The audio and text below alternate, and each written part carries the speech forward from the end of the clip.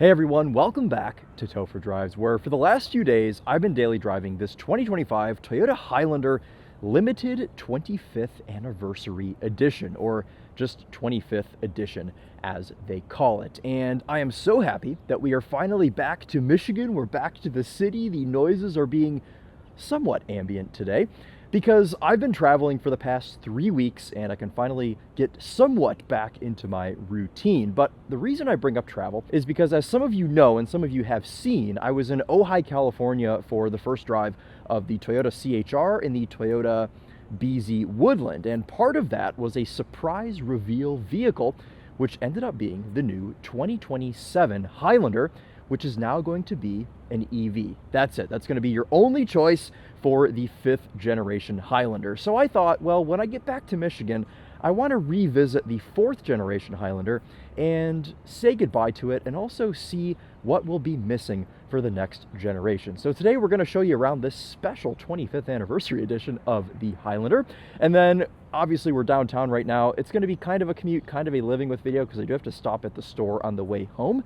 But we'll give this thing a full evaluation, because it's been quite a while since I've driven a 4th generation Highlander, and also the Topher's wife drives one of these. So let's talk you through some basics. What's special on this 25th anniversary edition? Well, this is based on the Limited, so you get these nice big wheels, and this is available in 2 colors, heavy metal, as this one is finished in, and a white color as well. And no matter which color you choose, the interior is finished in what Toyota calls portobello. So it's like a mushroom color, which I quite like. I think this looks nice with either the gray or the white, and they've actually done this pretty tastefully. They've put a number of little 25th anniversary badges on this car. 25th edition on the headrests, the floor mats, and these illuminated door sills. And then if you go around to the back, that door didn't shut. Now it did. And if you come around to the back, you can see 2025 models got this special HEV badge, but that's not the badge I want to show you. It's this one, Highlander 25th Edition. Technically not called the 25th anniversary, but this is the celebration model, as Jeremy Clarkson would say, because the Toyota Highlander has been out since 2001, which is just wild to think that, geez, I'm older than the Highlander model, but this car was just an absolute success for Toyota. It was the first of its kind for them. It was based on the Camry back in '01, and since then, they have sold 3.6 million of these SUVs in the USA. And reading all this history, it just makes me wonder, are they ready? Is it time to turn this into an EV? I would say the only real saving grace and thing that makes it make some sense is the fact that now the Grand Highlander exists, and you can have that with the hybrid max powertrain and stuff. But this is it. This is the last internal combustion engine Highlander that we'll probably ever see. And this one's a hybrid. All of these anniversary editions are hybrids, and they're actually limited to 2,500 units. So I wish they were numbered. I wish there was a little numbered plaque on them. But since this is based on the Highlander hybrid, it's powered by a 2.5 liter naturally aspirated 4-cylinder paired with some electric motors for a combined power output of 243 horsepower. And now, since this is an Toyota, they don't release a combined torque number. I don't know what their issue is with revealing that information, but what I can tell you is that the engine on its own makes 175 pound-feet of torque. So torque is probably somewhere hovering around the 220 pound-feet range, if I had to guess. And we know this engine. This is in everything. It's kind of just the typical Toyota hybrid powertrain. 4-cylinder naturally aspirated electric motors, CVT, on-demand all-wheel drive. I mean, this is really normal stuff that you guys probably know about by now. The most impressive part about this Highlander hybrid is the efficiency. This is rated at 35 mpg pretty much across the board. The Limited and Platinum models take a hit because of their big wheels. They're only rated at 34 mpg on the highway, but combined figure still stays at 35. I've been doing about 28 mpg this week. It's cold, and I've been doing lots of idling and things, but we'll see how this does today on our drive. If I remember, I'll reset one of the trips, and we can evaluate that. But let's poke around this real quick before we get it out on the road. You can see in the back here, this is a 3-row SUV. You can see room behind the 3rd row. You've got a little bit of space underneath as well, which Toyota is using to store this OEM cargo net thing. And we've got a toolkit there as well. But I think what's going to make this make sense is that times have changed. I think people that initially would have wanted a regular Highlander probably want the Grand Highlander now for extra space, because everything's getting bigger. Everyone wants these massive cars, and maybe the regular Highlander can kind of change its market to these like empty nesters that don't need as much space and are fine with an EV to just get them around Florida and things. So anyway, this is room with the third row folded up. I like the way these headrests automatically, they hit a point and then they automatically drop. And then this is your room here with the third row folded down. This is quite a bit of room, and it's got a low load surface back here too, so you can fit all your stuff. But we're gonna put these up because I want to sit back here and evaluate what room is like. I suspect I'm not gonna fit, but we'll give it a fair chance before I say that I'm not going to fit. Okay, let's go ahead and shut this. Obviously, we have a power lift gate since this is based on the Limited. This particular Highlander, as spec today, is $55,000. The 25th edition starts at $52,000, but since this is a Toyota press car, they've put a bunch of unnecessary accessories on it, like these crossbars and these horrible running boards that are just in the way. Whenever you try to get into the car, I always find myself stepping over them, and then my pants just get all dirty. The Topher had these on his. I remember I sold them on Facebook Marketplace as soon as he bought them. Some guy got them for his wife so she could easily get in and out of her Highlander, you know. So, okay, I guess I'm eating my words a bit here because I'm going to use it to step in. But if you're using the third row a bunch, I guess maybe the running boards make some sense. Okay, so when this locks back into place, my knees are in my face, and I don't really have any room back here. So the third row in the Highlander, maybe for people a bit smaller than me. But you do get 4 cup holders back here. For some reason, I guess small humans like to have lots of drinks, but that is your situation there. This, obviously, it slides forward a little bit more, but it also slides back a lot. You can see how close this one is to the back seat. That's in its furthest back position. I like how easy they make it to move that seat out of the way with that mechanical release and not a stupid button. You have to contort yourself a bit to get out, but I've done it. Now let's check out our second row. I will be stepping over the running board for this seat. It's pretty quiet in this cabin, and we have sunshades. See that with 2 hooks, very easy to do up. You've got vents here in the headliner because we don't have them down on the console because this is just a massive console, which we'll show you once we get up there. But I wonder what the ventilation is actually like back here with only these 2 in the headliner. Got 2 map lights, which is nice as well. This thing's been out since, I think, 2020 was the first year of the 4th generation, so it does feel a bit dated. Toyota's done some updates here and there, obviously, but there are things in here that do date this car. We've got 2 USB-C ports back here. We've got a wall-style outlet, and we have our own climate control panel on the back of the console, which I like to see. 2 seat back pockets, and just tons of room. You've got these armrests, too, that fold down, and I am cozy. Where's my seat adjuster? Here it is on the side. Okay, yeah, that's all the way back.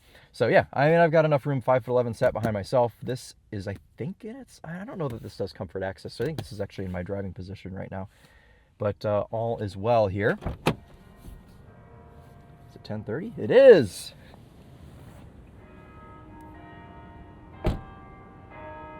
Thank you, clock tower.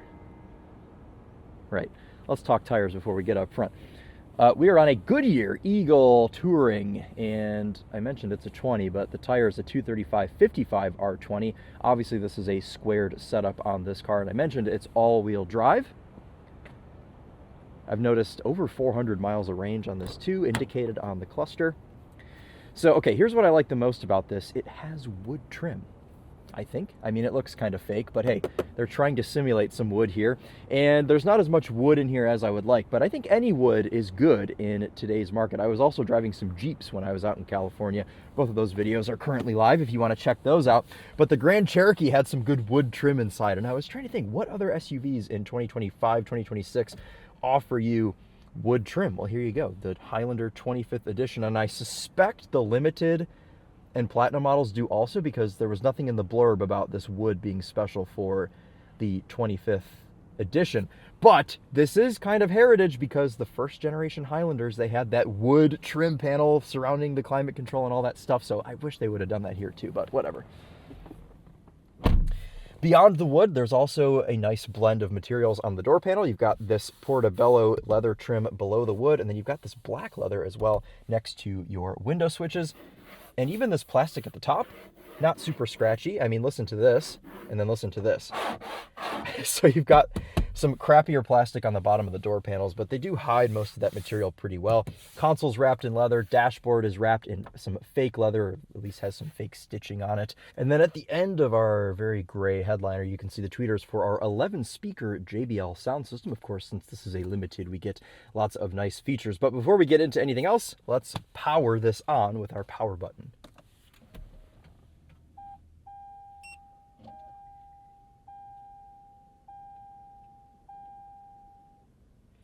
You can see there, 28.8 mpg over the last 103 miles.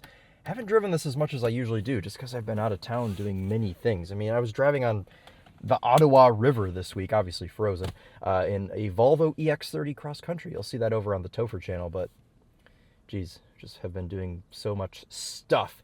So this has kind of the regular 12.3-inch Toyota infotainment. It works the same as all the other ones do. I don't need to give you guys the rundown on this, but it's got wireless CarPlay, Android Auto, all that stuff. What I want to talk about is this climate control panel. Very good. We've got heated and ventilated seats and little toggle switches for your vent speed, or vent speed. And then you've got dual climate control as well. I always like to sync that, but I just dropped Emily off at work, so this is why the seat is high up, and she was hot, so she had her climate a little bit lower. This has the heated wipers, which I like. We saw that in the Crown. And vent placement is nice, but I think the best part about this interior are all the places to put things. I thought that this was a Grand Highlander only thing, but no. The regular Highlander gives you a little cubby on the passenger side dash. You've got a cubby right here below the vents, and then another cubby down here in front of the shifter with 2 USB-C ports and a USB-A port still, and a place to plug in your radar detector. Behind that, we have 2 cup holders and one of the deepest center consoles, I would say, in the segment. I can fit pretty much my entire arm in here. And, excuse me, I just sneezed. That part was edited out, obviously. But I have my hat down in there, too. And you've got this little thing, which is kind of irritating. I'd probably take it out if this was my car, because it's just kind of hard to get it back in there. But this is just a little sliding guy. This doesn't actually open like a traditional console, but I've got no problem with that. Ergonomically, it seems to be fine. And then we have all of these different drive modes: Sport, Normal, Eco, Trail, EV mode, and then you have a physical button to turn traction control off. Always like to see that. We've got a heated steering wheel, but it's only heated on the sides. The top and bottom stay cold, so I guess screw you if you have to go around a corner, says Toyota in the morning. Only drive in a straight line on your morning commute. We've got the 360 camera in this that comes with the 25th edition package. Let's go ahead real quick and reset this trip. Okay, into reverse. You can see that 360 camera, which is transparent. Toyota's off-road tech that has become mainstream, but these are also just super high-quality cameras. When we go into drive and hit camera view, we can get that front camera to pop up as well. And the 360 cam will stay up and do its thing too, up to about 7 miles per hour. Put this back into CarPlay. Even though I've left California, Michigan is giving me the California lighting today, so how about that? Full sun on one of the last days of February in Michigan.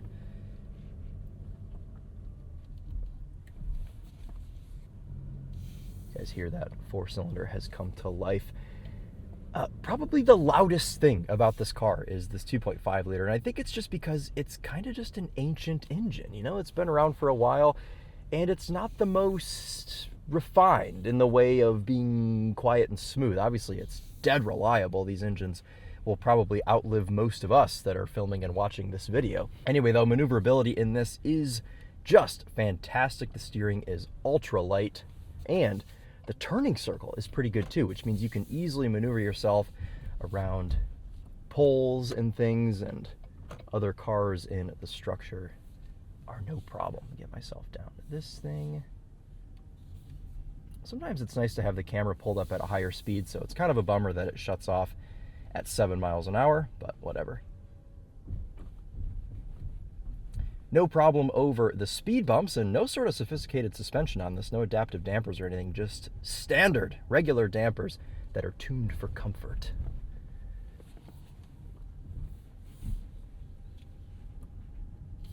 You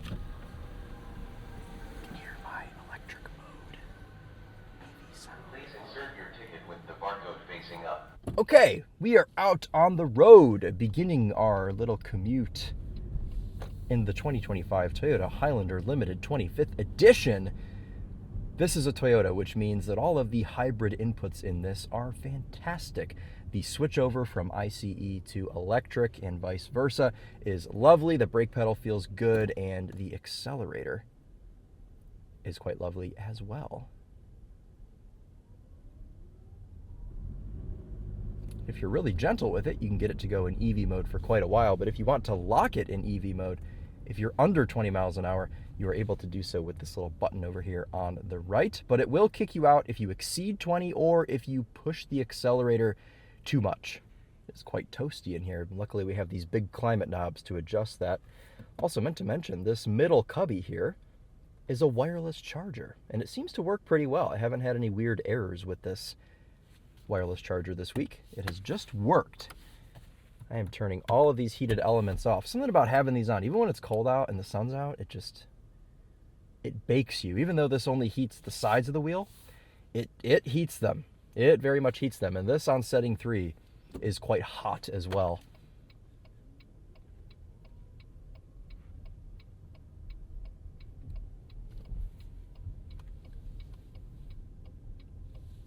Visibility in this Highlander is nice.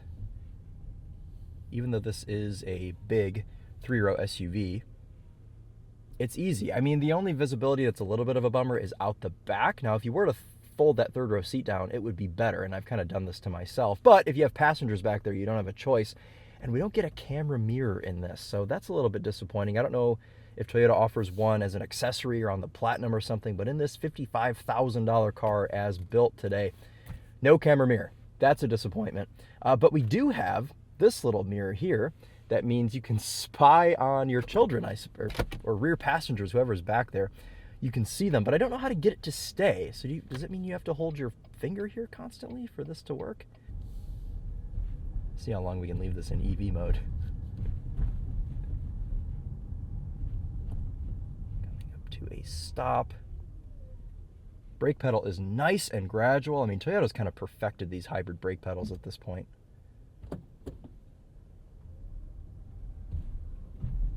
Today we will be putzing around the city as slowly as possible. Ride quality in this Highlander is absolutely lovely, even though we're on a 20-inch wheel. I mean, is 20 inches even big in 2025? I feel like having a 20 on your car is not anything to brag about anymore. People used to pay big money to put 20s on. Now they're just standard. Anyway, though, as far as ride quality, they don't really hinder it too much because we still have that 50 section sidewall, or 55 or whatever it is. So that is good. Dampers are nice and cozy. And the overall intrusion in this car is not too bad either. I mean, it's not like deafening me over bumps. So, hybrid battery low, EV mode deactivated. That's a message I have not seen yet, but there you go. Oh, this van is driving up the curb onto the sidewalk. Okay. Let him do his thing.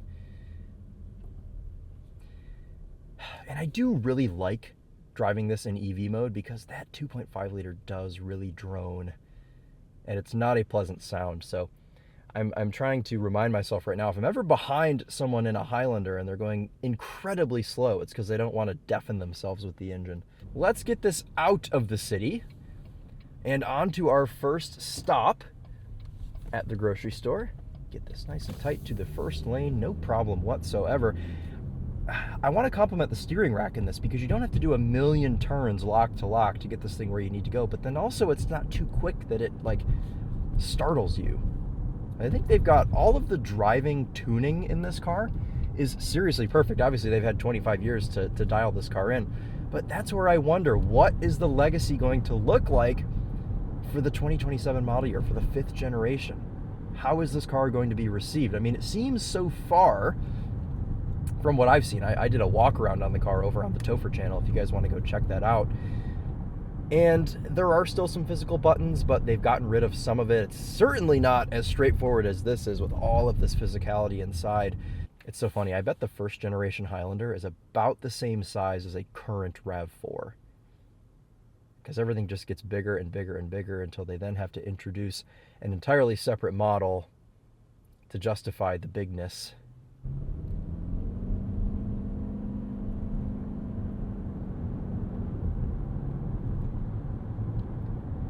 You guys can hear that 4-cylinder doing its thing there.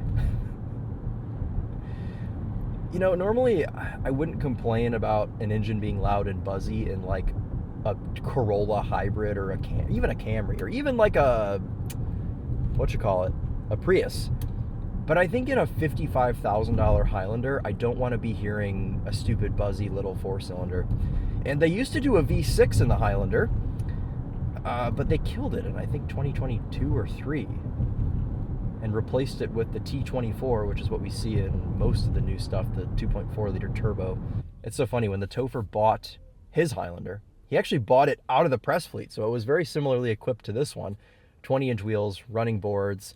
I think maybe it had the crossbars. I can't remember if it did, but immediately he took the 20-inch wheels off and replaced them with wheels from a base model so it would ride better and get better fuel economy. And like I said, ditched the side steps. So I think that would probably be the move, and it would just be much more convenient to live with, but whatever. The interior convenience is what I like the most on the Highlander. We have lots of that going for us here today. So far, MPG at 27.3. That rhymed. I guess if you look at this whole electrification of the Highlander in the way of they're essentially getting rid of the one thing that I have to complain about in this car, and that is the engine being too loud. So they're getting rid of the engine. I guess if you look at it that way, it's good. But they're also getting rid of the regular ICE Highlander that's not a hybrid. So, I mean, they could have just refined the hybrid system or given it the Hybrid Max or something, but no, instead just completely killing it. You guys call this a Highlander or a Highlander? I don't know what the proper pronunciation is. I've always said Highlander. A Highlander in it. Okay, let's get this Highlander, whatever, pulled into the grocery store. We'll get it parked. Looks like somebody is in my normal spot. Yep, with a Ram truck. That's okay. We'll just park this a few spots down. Check out that Nissan Cube. Lovely. All right, we're going to park this right here.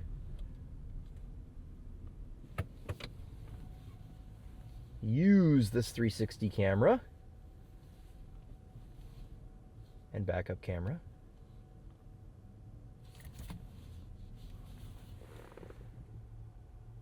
This camera is telling me information today that's inconsistent. Okay. Well, there you go. Parking brake will automatically apply on this. And we'll shut this off. It tells you to check the rear seat.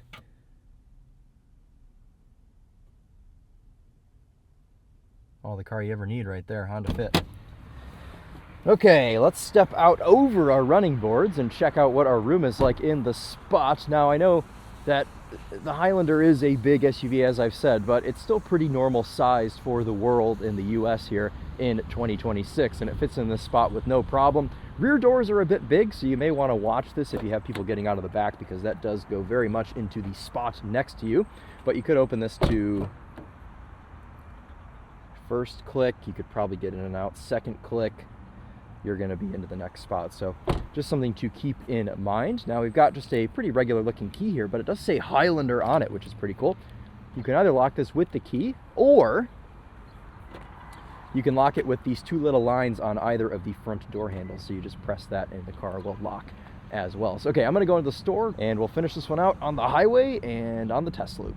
Walking back up with a super light grocery run today to the Highlander, the most disappointing part about this car, no rear proxy key, but you can touch the front, and I'm sure there's a setting to make it unlock the back, but we can hit this unlock button here, and probably just gonna stick our groceries right here, but I do want to check around the back, where I forgot to mention our special little chrome bumper applique back here. That's another silly dealer accessory that we have in this.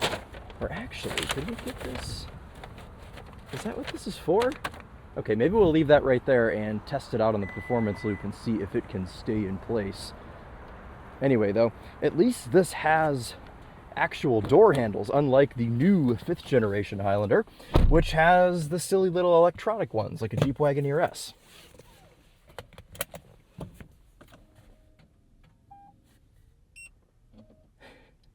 I love the way when you start a hybrid Toyota with your seatbelt on, it beeps once, and then you also heard the dash cam beep too, just boop, beep, and that's it.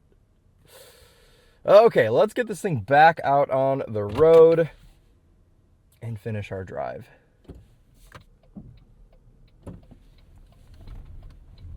Obviously, ground clearance is no problem either.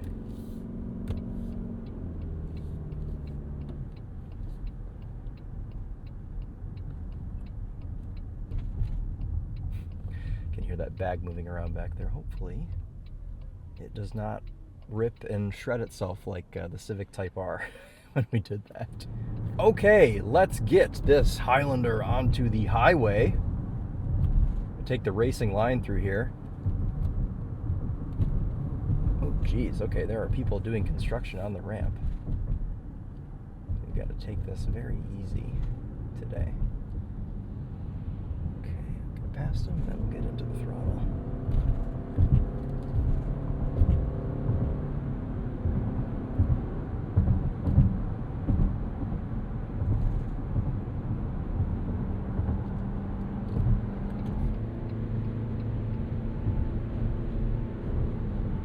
Merging here is really no problem. I mean, you just have to listen to the engine revving out, but it's got plenty of power and torque. I mean, it's not fast by any means.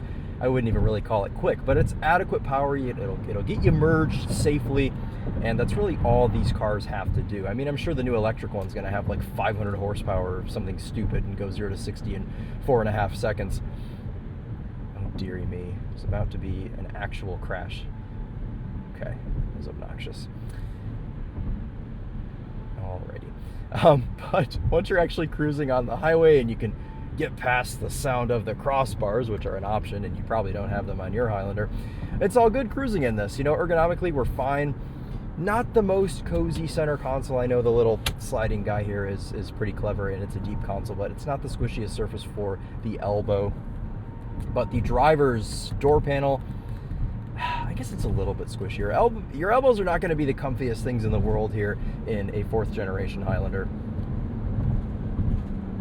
But forward visibility, the steering wheel feels great in the hands, all of that is good. There are actual buttons on this wheel.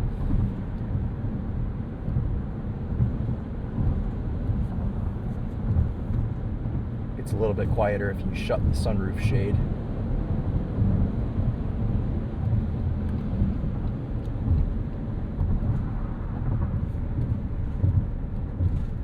Brake pedal is really nice and gradual.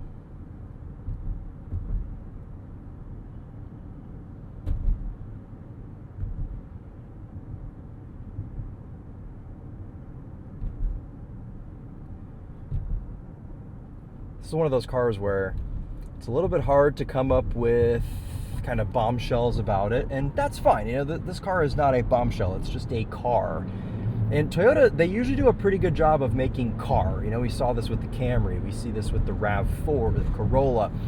They're all just kind of car. And a lot of the times, people just want car. And I don't know that the electric Highlander is going to be as much car as this is car. Because making something an EV, it introduces a completely different group of people and more complexity in things that go into it. Like, I don't think the buyer of this is buying a Highlander EV. Much to think about, much to discuss in the comments as well. I really would love to hear your guys' take on this.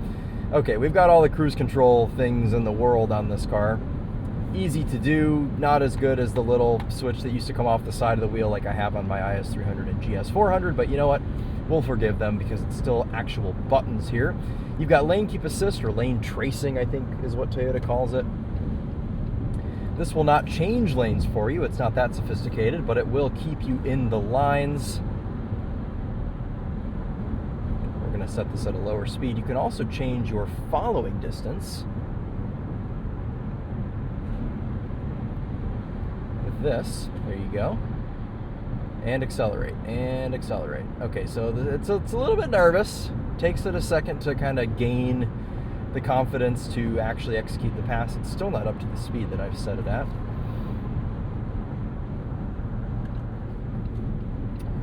Blind spot monitors on this as well. That is good, but blind spots are not really there in this. You've got a lot of side visibility with the mirrors, and then just big, massive windows on the sides here to help you see. But as we finish out our highway section here, why don't we do a sound system test on this 11-speaker JBL. The only weird thing about this whole setup is you've got these physical controls here on the steering wheel to adjust your volume. That's fine, I like that. But the volume knob is literally, I cannot reach it. I have to lean forward to reach the volume knob. Now, the logic here is probably it's for the passenger to be able to adjust the volume. If your wife is trying to tell you something, she can mute the sound. And then you've got these buttons. This is for the driver, that's for the passenger, in my mind anyway.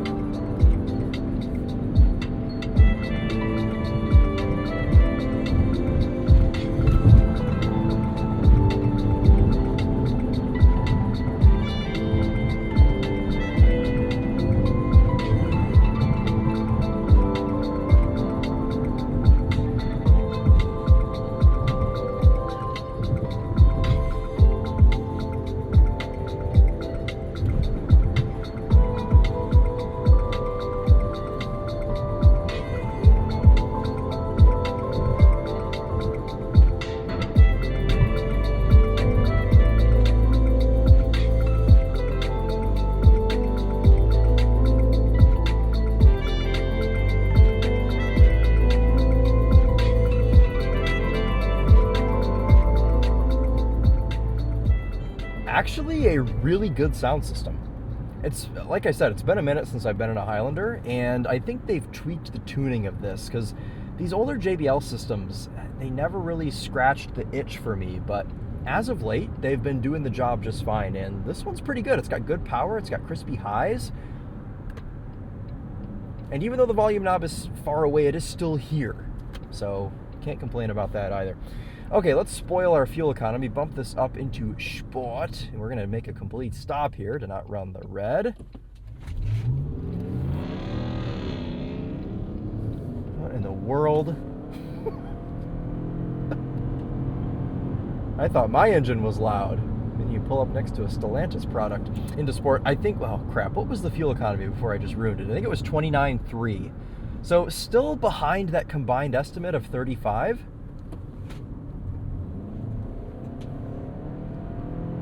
Sport mode sharpens up your throttle response and will leave that CVT revved a little bit higher.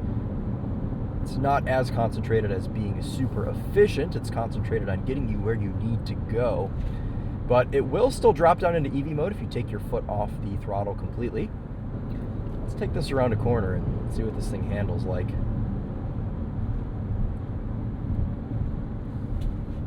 To the brakes.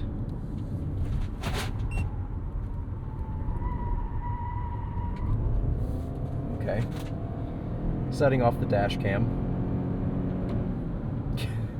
Okay, actually pulling up now behind the Grand Highlander. This is the bigger sibling, the older sibling, I guess younger sibling, but larger sibling of this car.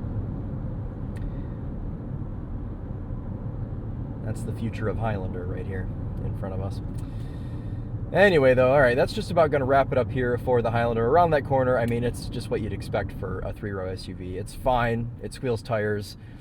But the steering ratio, like I said earlier, with maneuverability, the steering ratio is just about perfect for really whatever you need to do with this. It does the job. I've got no real complaints. Let's drop this back. Why don't we drop it into Eco? We haven't done any Eco mode driving today.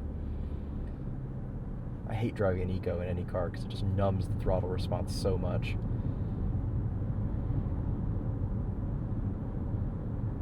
Anyway, MPG's down to 27.5, but we did some spirited driving, so. I mean, regardless, I've been driving this for the past 3 days. I haven't seen any average over 30. It's been high 20s for me. I think you'd have to really hypermile this thing, take the roof rail crossbars off, put a smaller wheel on it, then you'd maybe see in the 30s. But in this current configuration, this car is not quite able to do so. But whatever. This is just a nice, honest 3-row SUV that's low hassle and everything just works. And that's the Toyota way. This is classic Toyota. It's a hybrid that's kind of a loud 4-cylinder engine, but you get over it for all of the other good stuff that this has to offer. It's got nice materials inside. The seats are comfortable, lots of physical buttons. It's got a good sound system. I think it looks nice from the outside. It looks nice on the inside. It's got a super deep center console. The Highlander hybrid starts in the high 40s. It's like $48,000 or something. But if you don't want the hybrid, you can get a base model Highlander for just under $40,000. It's like $39,000 or something like that. So you're able to get these for decent price. Obviously, it's not going to be like Kia Sorento cheap. That's going to be your cheapest 3-row option.